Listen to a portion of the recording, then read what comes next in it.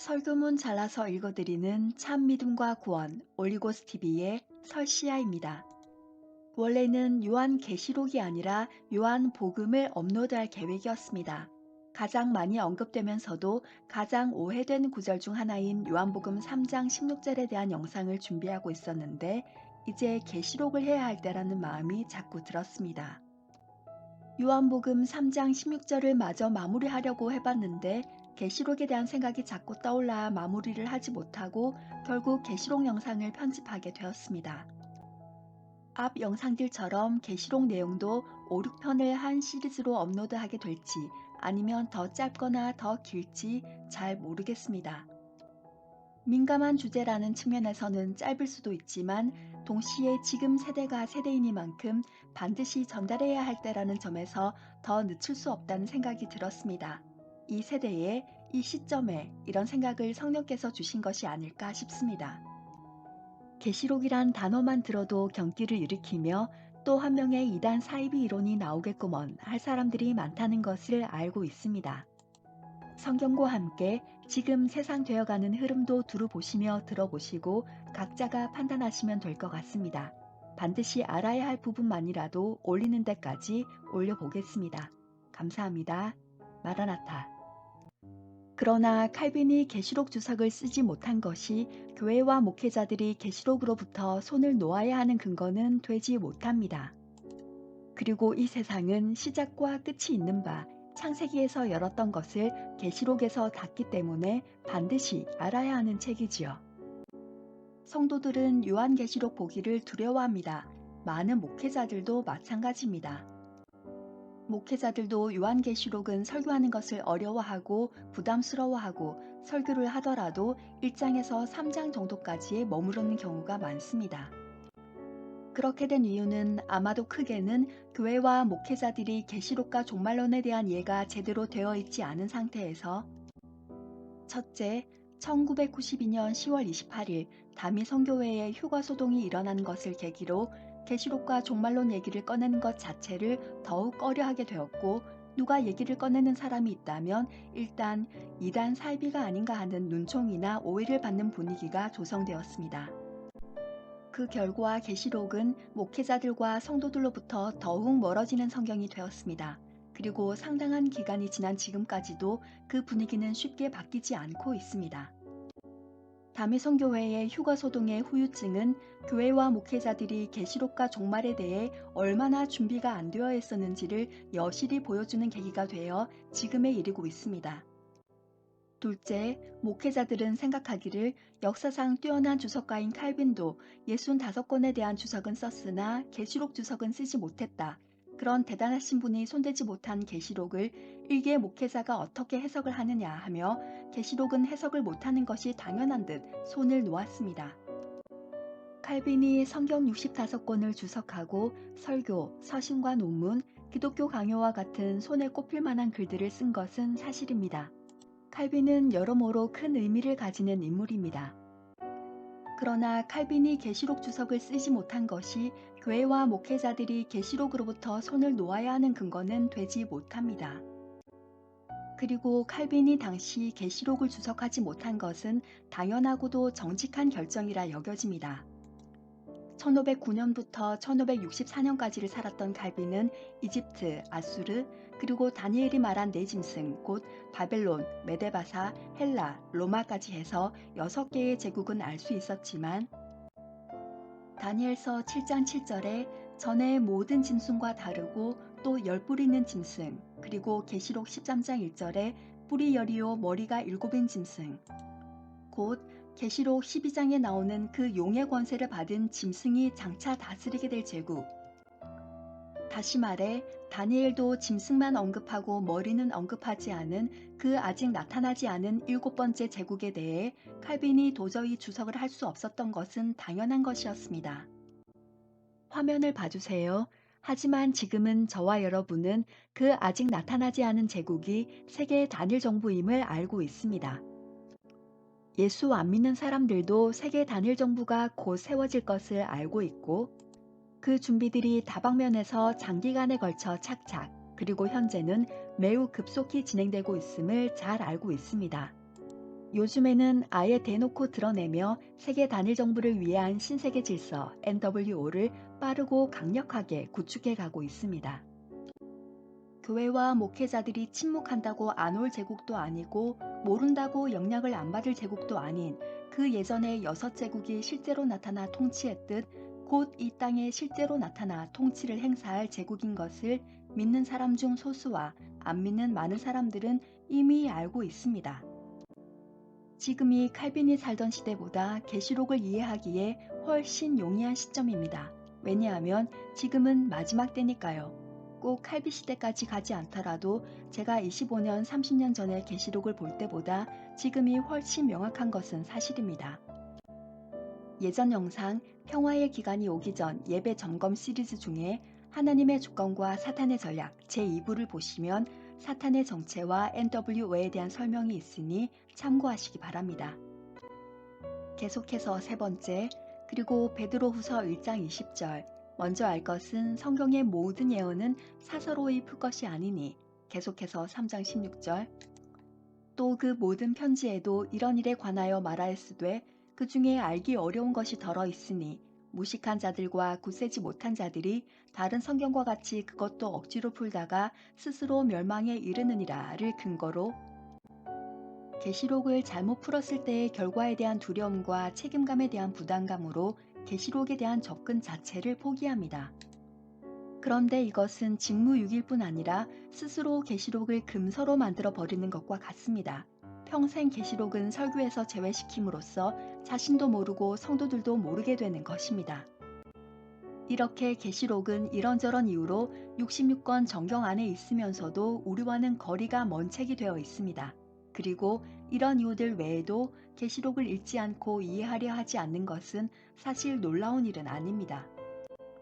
창세기부터 유다서까지도 제대로 읽지도 않고 통전적으로 이해하지 못한 상태에서 계시록이 알 수 있는 책이라 할지라도 많은 시간을 요하는 책인 것은 사실인 바, 계시록까지 읽고 이해하고 그날을 준비하는 것은 무리일 수도 있겠습니다. 매우 씁쓸한 현실입니다. 이제 계시록을 접근하는 우리의 자세를 짚어보고자 합니다. 계시록도 다른 성경들을 읽듯 읽어야 합니다. 창세기 읽듯이, 시편 읽듯이, 마태복음 읽듯이, 요한복음 읽듯이 계시록도 그렇게 읽으며 접근해야 합니다. 무슨 말이냐면 계시록만 유독 특별하게 접근하려는 사람들이 많습니다. 또 그렇게 접근해야만 풀리는 책으로 오해하는 사람들이 많습니다.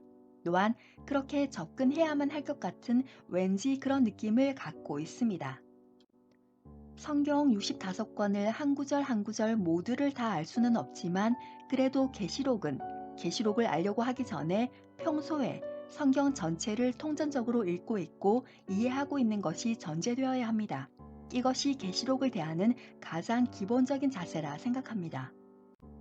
그것이 안 된 상태에서 계시록 한 권 알겠다고 그 한 장, 그 한 구절 알겠다고 매달려서는 결코 제대로 이해할 수도 없고 또 그래서도 안 된다는 말입니다.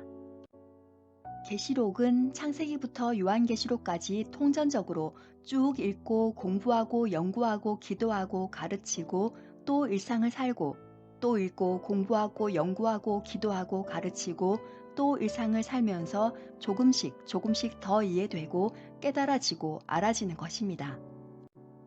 또한 가르치면서 더 알게 되기도 하고 더 깨닫게 되기도 하고 잘못 이해한 부분을 수정하고 업데이트하기도 하고 어떨 때는 많이 이해되기도 하고 어떨 때는 적게 깨닫게 되기도 하고 그렇게 시간이 흐르며 계시록이 점점 더 명확해진다고 봅니다.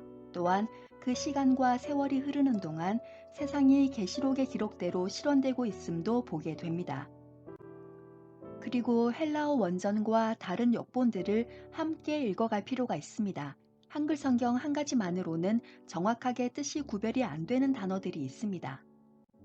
그리고 성경은 한두 구절 안 풀린다고 만사 제쳐놓고 거기에만 깊이 심취하게 되면 항상 엉뚱한 결과들을 낳습니다. 하나님께서 환상을 보여주셨다느니, 꿈을 통해 풀어주셨다느니, 계시를 보여주셨다느니 하는 식으로 말입니다. 잘 모르겠는 그 부분이 정말 궁금하고 계속 읽고 연구도 하고 기도도 하지만 끝까지 모르겠을 때에는 잠시 접어두고 다음으로 넘어가는 것이 좋습니다. 잊은 듯 지내다가 어느 날 어느 순간 이해가 될 때가 있기도 하고 다른 본문을 보면서 그 구절이 이해가 되기도 합니다. 또한 계시록은 AD 95년경에 기록되어 장차 임할 새 하늘과 새 땅까지의 긴 기간을 이해해야 하는데 몇 구절 가지고 몇 군데 가지고 어떻게 그것이 가능하겠습니까? 그리고 계시록이 계시인데 계시록을 풀겠다고 무슨 계시를 더 받는지 모르겠습니다. 꿈이나 환상은 하나님께서 다니엘과 사도 요한에게 이미 보여주셨고 그 보여주신 것을 이미 기록해 주셔서 우리가 지금 그 계시를 읽고 있는데 말입니다. 물론 가끔 성경을 읽고 연구하는 중에 하나님께서 여러 가지 방법을 통해 깨닫게 해주시는 경우가 있습니다. 하지만 그것은 말 그대로 가끔씩이지 그런 방법 자체가 계시록을 풀어나가는 방법은 아니라는 뜻입니다. 물론 성경을 정말 알고 싶은 마음에 제대로 알아서 제대로 가르치고 싶은 마음에 하나님께 이 부분을 좀 알게 해주십시오 하고 간절히 기도하는 중에 하나님께서 깨닫게 해주시는 경우도 있습니다만 읽고 또 읽고 찾아보고 연구해도 명쾌하게 안 풀리는 부분이 있으면 일단은 넘어가는 것, 좀 기다리는 것이 필요합니다. 그렇게 계속 말씀을 읽고 연구하고 기도하고 또한 세상이 어떻게 돌아가는지를 보면서 성경을 보다가 보면 어느 날 그 풀리지 않던 부분을 하나님께서 깨닫게 해주시는 것이 가장 안전한 방법이라고 생각합니다. 자신의 해석이 부족하거나 틀릴 수 있다는 겸손함은 필수입니다. 요는 계시록이 궁금한 것은 사실이나 계시록만 알려고 해서는 안 된다는 말입니다. 끝을 알려면 처음도 알고 중간도 알아야 하는 법 아니겠습니까? 계시록은 부담스럽다거나 풀 수 없는 책이라거나 손 안 대는 것이 낫다. 그리 생각을 해서는 안 됩니다. 정말 말씀을 제대로 알고 싶은 마음으로 하지만 어디 하나에 편중되어 균형을 잃지 않는 자세로 계시록 또한 알아야 합니다. 왜냐하면 계시록도 성경 66권 안에 있는 하나님의 말씀이지 않습니까? 그리고 이 세상은 시작과 끝이 있는 바 창세기에서 열었던 것을 계시록에서 닫기 때문에 반드시 알아야 하는 책이지요. 그저 무던하게 창세기를 읽고 알고 싶었던 그 마음으로 마태복음을 읽고 알고 싶었던 그 마음으로 그렇게 계시록도 읽고 알고 싶은 마음으로 접근해야 합니다. 하지만 매우 꾸준하게, 매우 집중력 있게, 그리고 세상과 성경을 함께 알고 보려는 노력과 시간 투자가 많이 필요한 책임은 분명합니다. 먼저 불필요한 오해를 줄이기 위해서 저의 배경을 조금 말씀드리겠습니다. 저는 매우 보수적인 정통교단에서 자랐고 대부분의 한국 교회들이 그랬던 것처럼 계시록과 종말론에 대해 세대주의적 해석과 무천연설, 차후에는 역사적 전천연설의 가르침을 들으며 자랐습니다. 목회자들의 가르침에 반대나 의문을 품지는 않았지만 어린 나이에도 그 해석들이 썩 명쾌하게 들리지는 않았던 것은 사실입니다.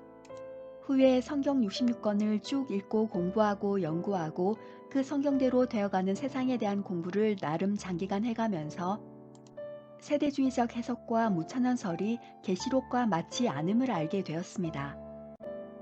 따라서 혹 세대주의적 해석과 무천연설을 지지하시는 분들에게는 불편하게 들리고 많이 다른 엉터리 해석으로 들릴 수도 있을 것입니다. 동의하기 어렵거나 받아들일 수 없다면 넘기셔도 괜찮습니다.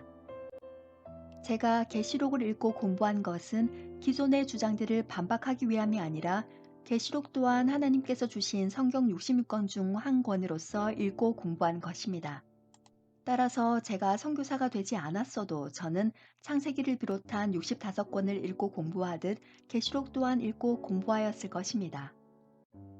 저의 해석이 100%다 맞을 수 없다는 것을 항상 염두에 두고 두렵고 떨림으로 성경과 세상을 함께 보며 계속 공부하며 사역하고 있습니다. 꼭 계시록뿐 아니라 성경 66권 모두를 대하는 자세는 항상 두렵고 떨림과 겸손, 그리고 지혜를 구하는 것이어야 한다고 믿습니다. 서론이 길었습니다. 계시록에 대해 성도들이 갖고 있는 어떤 분위기, 선입관 같은 것이 형성되어 있기 때문에 설명이 좀 필요하다고 생각했습니다. 먼저 계시록을 보는 저의 관점이자 기준들은 다음과 같습니다. 어떤 관점과 기준으로 계시록을 보느냐에 따라 완전히 다른 해석이 나오므로 이것은 계시록 해석의 판도를 가르는 첫 걸음이 된다고 생각합니다. 이것을 미리 다 정하고 계시록을 본 것이 아니고 말씀을 있는 그대로 읽으면서 알게 되고 깨달아지는 긴 과정 중에 자연스럽게 정립된 것을 차후에 정리한 것입니다. 자, 이제 그 관점과 기준들을 보겠습니다. 동영상 길이상 계시록을 보는 관점과 기준은 다음 영상에 업로드하겠습니다. 이상 설교문 잘라서 읽어드리는 참 믿음과 구원 올리고스 TV의 설시아였습니다. 그럼 다음 설교문으로 곧 찾아뵙겠습니다. 감사합니다. 구독과 공유 부탁드립니다.